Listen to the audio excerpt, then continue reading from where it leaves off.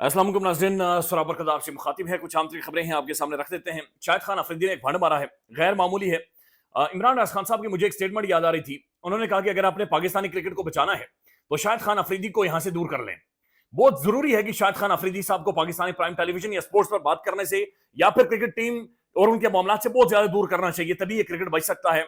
नहीं तो तबाही जो हुई है इसमें शायद अफरीदी साहब का भी एक रोल है। इसके ऊपर बातचीत करते हैं। फिर बाबर आजम के जो वालिद साहब हैं वो जनाब मैदान में कूद पड़े हैं और उसके ऊपर पाकिस्तानी बड़े खिलाड़ी कूद पड़े हैं, तो सब कूदम कूद हो रही है। क्रिकेट का तख्ता निकल गया है, क्रिकेट का जनाजा। क्रिकेट की वही वाली बात है कि या तो विन है या तो वही है, तो क्रिकेट का वही है। लेकिन यहां पर ये कूदम कूद जो हो रही है इस पर भी बातचीत करते हैं। लेकिन सबसे पहले पाकिस्तान में शहरी के वक्त कुछ तस्वीरें आती हैं और ये पाकिस्तान के अंदर रिजीम चेंज के सबसे बड़ी क्रिटिक, पाकिस्तान के अंदर एस्टेब्लिशमेंट के पॉलिटिकल रोल के खिलाफ सबसे बड़ी जो आवाज है, सबसे बड़ी इंपैक्टफुल आवाज है, रियासती जबर का शिकार हुए और जाहिर है फिर ऐसे हालात पैदा कर दिए गए कि अदालतों ने घुटने टेके हैं और इमरान रियाज खान साहब को पाकिस्तान छोड़ना पड़ा है।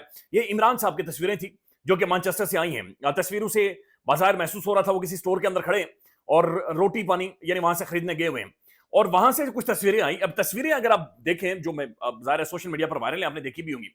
बंदे खड़े इमरान साहब के साथ खड़े होकर तस्वीरें बनवा रहे हैं और फिर चंद मखसूस किस्म के मुनाफाखोर, बल्कि रोटी गैंग है ये साफी नुमा रोटी गैंग है जो बरतानिया के अंदर मुतहर्रिक है। अच्छा, इन ये बड़ी दिलचस्प है, ये एक तरह का गैंग है। इनके अंदर एक तो खवातीन भी हैं और दो तीन मर्द भी हैं। मेरी इनकी एक दो के साथ यहां पर फैमिली से बातचीत हुई है। यकीन माने वो खुद शर्मिंदा होते हैं। वो कहते हैं यार इन्होंने तो बिल्कुल जलील करवा कर रखा हुआ है, यानी जिस तरीके से ये वहां पर बिहेव कर रहे हैं हमें खुद बाजू का डाउट होता है कि इन्हें बिजली की करंट लगा जाए। यानी कि नफ्सियाती या साइकोलॉजिकली डैमेज हो चुके हैं। और ये मुनाफाखोर या फिर इन्हें रोटी गैंग इसलिए कहा जाता है, ये एवनफील्ड अपार्टमेंट्स के बाहर खड़े रहते हैं और फिर ये मखसूस किस्म के हैं जो मियां नवाज शरीफ साहब, शरीफ खानदान से ये मिन्नतें करते रहते, पिज्जा खिला दो या रोटी खिला दो और जी उधर उधर रोटी खिला दो, बड़े दिन हो गए पिज्जा नहीं खाया। तो ये वो बरतानिया के अंदर बदकिस्मती से ऐसे लोग मौजूद हैं जो कि पिज्जा खोर माफिया है। तो ये पिज्जा खोर माफिया ने उसके बाद उसके ऊपर एक जाली नैरेटिव या दो नंबर नैरेटिव बनाने की कोशिश की है कि वहां पर इमरान रियाज खान साहब मौजूद थे, कुछ लोग आए, उन्होंने नारे लगाने शुरू कर दिए, इमरान गद्दार है, गद्दार है, फलाना है, ढिमकाना है। और भाई खुदा का नाम है, यानी ये बात करने वाले को अकल पर हाथ मारनी चाहिए। इमरान रियाज खान एक जर्नलिस्ट है, वो एक साफी है। साफी गद्दार नहीं होता, साफी रिपोर्ट करता है, साफी खबर देता है और साफी किसी भी मुआशरे का शऊर होता है। यानी पता नहीं क्यों लोगों को लगता है कि वो कंफ्यूज हो जाते हैं, इमरान रियाज खान को कंफ्यूज कर देते हैं कि शायद ये कोई पॉलिटिशियन है, सियासतदान है, ये मियां नवाज शरीफ है। क्योंकि उसकी वजह यह है कि इतनी बड़ी आवाज है, इतनी बड़ी इमरान रियाज खान साहब आवाज है कि पाकिस्तान के अंदर पूरा निजाम या पूरे बड़े बड़े खानदान जोर लगा दे तो उसके नेड़े तेड़े नहीं गुजर सकते। उसकी वजह से ये हमेशा से कंपैरिजन ड्रॉ करना शुरू कर देते हैं। हालांकि वो एक जर्नलिस्ट है और एक जर्नलिस्ट कोई भी गद्दार शद्दार नहीं होता। जर्नलिस्ट की एक राय होती है, रिपोर्टिंग करता है, गुफ्तगू करता है, बातचीत करता है। लेकिन बहरहाल उसके बाद ये इस तरह का एक माहौल है जो कि पाकिस्तान के अंदर बनाया गया। अब नाजरीन ये इसके ऊपर एक ट्वीट है, मैं देख रहा था, ये अरसलान बलोच साहब ने ट्वीट किया। लिखते हैं इमरान रियाज एक स्टोर में शॉपिंग करने गए, वहां पाकिस्तानियों ने उन्हें देखा और सेल्फी लेने की फरमाइश करते रहे। अब दूसरी जानिब लिफाफा खोर टाउट नुमा साफी रोटी गैंग ये खबर फैला रहा है कि उनके साथ खुदा न खास्ता बदतमीजी हुई है, जो कि सरासर झूठ है। लेकिन ये टाउट अपने मालिकों को खुश करने के लिए कुछ भी कर सकते हैं, कोई भी जाली खबर फैला सकते हैं जिससे उनके मालिक खुश होकर उन्हें शाबाशी दें और हड्डी उनके मुंह में डालते रहे। अच्छा, ये बात दुरुस्त हड्डी वाली, ये वाकई इनकी वीडियोस मौजूद हैं। ये क्या पिज्जा खिला दो, रोटी खिला दो, फलानी चीज खिला दो, फलानी चीज। ये धब्बा है पाकिस्तान के ऊपर, बदकिस्मती ये है। ये कोट पहनते, दो तीन कोट इन्होंने रखे हुए, पेंटे पहनते पहुंच जाते हैं। इनकी अब कौन से अल्फाज इस्तेमाल करें, लेकिन बहरहाल ऐसी कोई खबर नहीं है और ये झूठ पर मबनी सारी रिपोर्टिंग हुई है। रिपोर्टिंग तो नहीं हुई, खैर उसके बाद एक चंद वही कहते हैं ना कि बस शौक था, उन्हें शौक पूरा किया। अब नाज़रीन खबर है और ये शाहिद खान अफरीदी साहब के हवाले से खबर है। एक तो चैंपियंस ट्रॉफी का फाइनल जारी है, न्यूजीलैंड की 4 आउट हो चुके हैं, मैच पास गया है। इंडिया नो डाउट एक स्ट्रक्चर से निकल कर आई टीम है, इंडिया के ऊपर काम हुआ है। शाहरुख गंगुली के दौर से ये टीम काम कर रही है। राहुल द्रविड़ को अंडर-13 में भेजा, ट्रेन करके खिलाड़ियों को ऊपर लेकर आए। फिर मैं युवराज सिंह का इंटरव्यू कर रहा था, उन्होंने बताया कि तकरीबन 25,000 खिलाड़ी तो मैं इंडियन क्रिकेट को दे चुका हूं। तो ये बात आप ज़हन में रख लें कि सिर्फ ये चैंपियंस ट्रॉफी नहीं, बाज़ाहिर महसूस हो रहा है कि अगले 15 साल इंडिया के 15 साल कोई भी टीम उसके नेड़े तेड़े उस बंदे उस क्रिकेट बोर्ड के नेड़े तेड़े नहीं पहुंच सकती। हाँ, अगर गंभीर जैसा बंदा ऊपर लाकर बैठाया हुआ है, कोई इख्तिलाफात हो जाए तो शायद ये कोलैप्स कर जाए, लेकिन इसके अलावा कोई चांस नहीं। लिहाजा इंडिया वहां पर खेल रहा है, लेकिन यहां पर ये डिबेट दुनिया भर में हो रही है कि चैंपियंस ट्रॉफी पाकिस्तान की है, ये मैच पाकिस्तान में होना चाहिए था।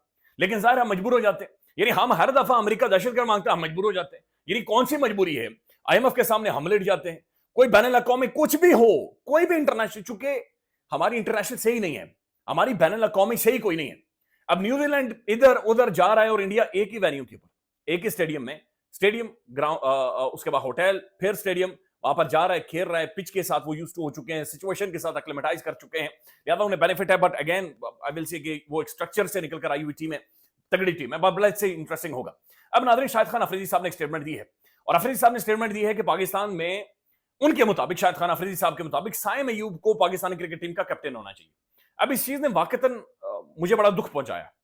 कैप्टन होना चाहिए साइम अयूब को। भाई ये कैप्टन है, ये खुदा ना खास्ता थोक की दुकान के ऊपर कोई आपने बंदा खड़ा करना है, या कोई भैंसे बेचने वाला व्यापारी आपने खड़ा करना है, और जी वो उसकी एग्रेसिव अप्रोच है, तो एग्रेसिव अप्रोच पर ना उसे कैप्टन बना देते। यही काम करके इस बंदे ने शायद शाहीन शाह अफरीदी को बर्बाद किया है। यही काम करके इसने टीम के अंदर ऐसी ऐसी लॉबिंग, ऐसी ऐसी धड़ेबंदियां करवाई हुई हैं कि अभी भी टीम के अंदर 4 ग्रुप ऑपरेट कर रहे हैं अलग अलग तरीकों से। ये बिल्कुल बर्बाद, और ये सोच बाकायदे से इग्नाइट करते, ये बीज बोते हैं, तू भी कैप्टन बन सकता है, तू भी कैप्टन बन। भाई कैप्टेंसी है, ये घंटा है जो उठकर बजाना है। बाबर आजम को कैप्टन बनाकर टीम को, क्रिकेट को, पाकिस्तानी क्रिकेट को और बाबर आजम को बिल्कुल झंडी करवा दिया है, बिल्कुल झंडी। उस बंदे की कैप्टन वाला मटेरियल नहीं है उसके अंदर थप्पड़ ही नहीं है। वो एक डरा हुआ सहमा हुआ बंदा है, जिसे ग्राउंड के अंदर रिजवान खुद कह रहा है जिम्बाब्वे पीछे हो, और जिम्बाब्वे पीछे हो। उसके अंदर zero game awareness, zero game understanding, situational understanding, psychological जो टेम्परामेंट होता है। फिर ग्राउंड के अंदर आपने क्या करना है, कैसे आपने बिहेव करना है, आपका एग्रेशन क्या है, आपकी इंटेंट क्या है, आप अंग्रेजी कितनी समझ सकते हैं, बोल सकते हैं, आप दूसरी टीम को कितना अंडरस्टैंड कर रहे हैं, जो डेटा एनालिसिस है, ये सारी चीजें, वो तो बिल्कुल यानी शादुल्लाह का चूहा था ना ग्राउंड के अंदर बतौर कैप्टन, बतौर क्रिकेटर। नो डाउट बहुत बड़ा बैट्समैन, बहुत बड़ा खिलाड़ी, बहुत बड़ा खिलाड़ी, लेकिन वो बर्बाद कर गया अपना सब कुछ।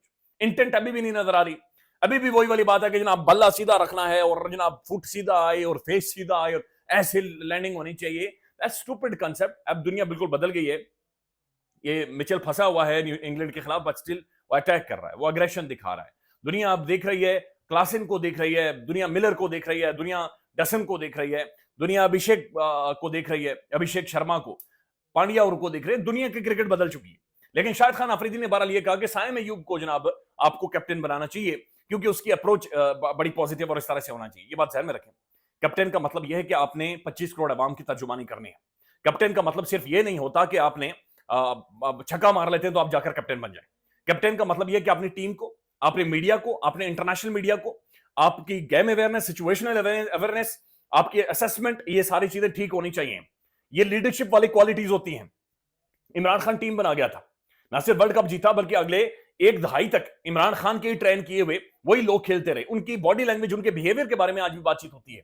उसके बाद आप देखिए सरफराज अहमद के में हमें एक कैप्टन नजर आया है। अब नाज़रीन हुआ यह है कि बाबर आजम और रिजवान दोनों ड्रॉप कर दिए गए न्यूजीलैंड के खिलाफ, जो हमारी T20 सीरीज है।